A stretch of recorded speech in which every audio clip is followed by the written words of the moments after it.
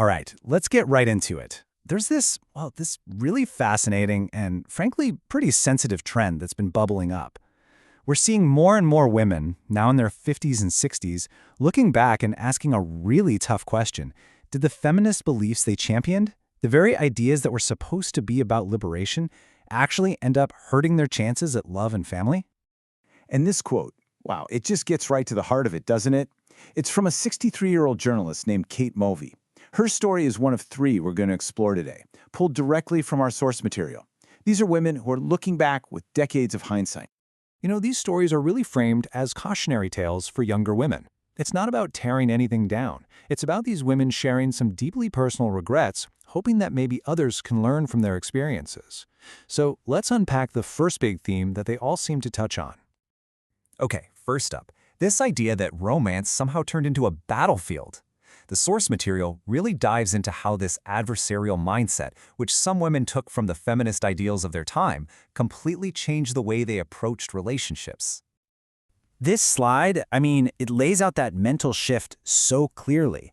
From partner to adversary, Kate Mulvey looks back and realizes she treated almost every single interaction with a man like he was the enemy. She basically admits that she used her sharp mind like a weapon to protect her heart.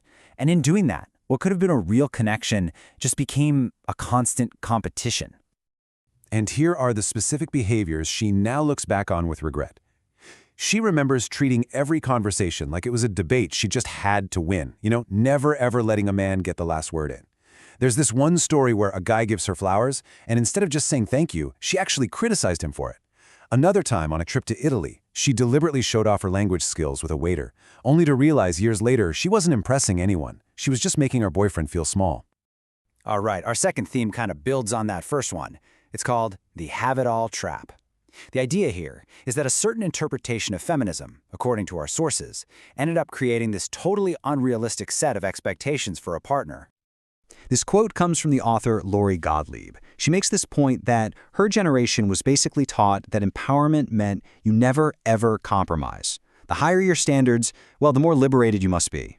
But what happened in reality, she says, is that women ended up rejecting perfectly good guys just because they weren't perfect. Gottlieb actually has a name for this mindset: the maximizer. It's this endless search for the best. It's the belief that if you just keep looking, a better option is always right around the corner. But the problem with that? It's a recipe for being perpetually unhappy. You're so busy looking for flaws that no actual human being could ever live up to that fantasy. And what was the result of all this? Dating basically became transactional. As she puts it, men were a package deal. If they didn't tick every single box on some superficial checklist, they were just tossed aside.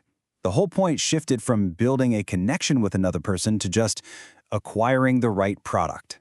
This also gets into another really important idea: hyper-independence. The sources point out that while the feminist ideal of being self-sufficient is great, it can be a real problem when you misapply it in a romantic relationship. See, a healthy relationship actually requires interdependence, being able to rely on each other. When one person is constantly trying to prove, "I don't need you," it can make the other person feel totally useless and eventually just push them away. And that brings us to our third and final theme. This is the big one. It's about the cultural message many women of that generation received. Prioritize your professional life above all else, above personal relationships, above family, above everything.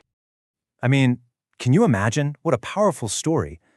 The journalist Petronella Wyatt remembers being just 13 years old, and Margaret Thatcher, the actual prime minister, shows up at her school and delivers that exact message. For a lot of young women at the time, that wasn't just some casual advice, right? That felt like a direct order on how to build a successful life. Wyatt now believes this advice was a fundamental mistake. She argues that by telling women to adopt this traditionally masculine way of life, career first, ruthless ambition, it left a whole generation of really successful women finding themselves single, often childless, and just deeply lonely by the time they hit their 50s. And the emotional toll was just enormous. Wyatt directly links her own severe struggles with depression to what she calls a solitary existence. It's such a raw statement about that fundamental human need for connection, a need that career success for her just couldn't fill on its own. And this isn't just a feeling she had. It's backed by data. The source brings up a U.S. medical study that actually identified loneliness as the #1 leading cause of depression among middle-aged women. So this is a widespread, very real issue. So, after hearing all of these personal stories, what's the actual takeaway here? Well, the source material is really clear about this. This is not about rejecting feminism. It's about taking a second look at certain ideas and trying to find some balance. The narrator of our source goes out of their way to say that these women absolutely credit feminism with incredible gains, financial freedom, access to education, all of it. Their point is that feminism now needs to evolve, to look at some of the unintended consequences they lived through.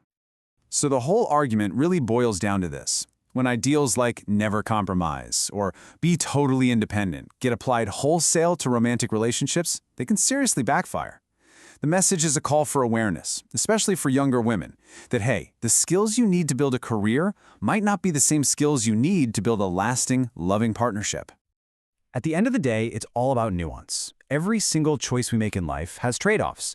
The argument is simply that for young women to make truly informed decisions about their own lives, they need to hear all the stories, including the ones from women who look back with regret, and they should be able to hear them without judgment. So where does all of this leave us? What's the big thing to take away from hearing these women's stories? Well, it leads us to this final question for you to think about. We've been talking about feminism, but honestly, the principle here is universal. It could be any deeply held belief, political, cultural, even religious. The core challenge is exactly the same. What happens when an ideology you cherish clashes with the messy human reality of trying to build a healthy, connected life with another person? That's a really powerful question, and definitely one worth sitting with.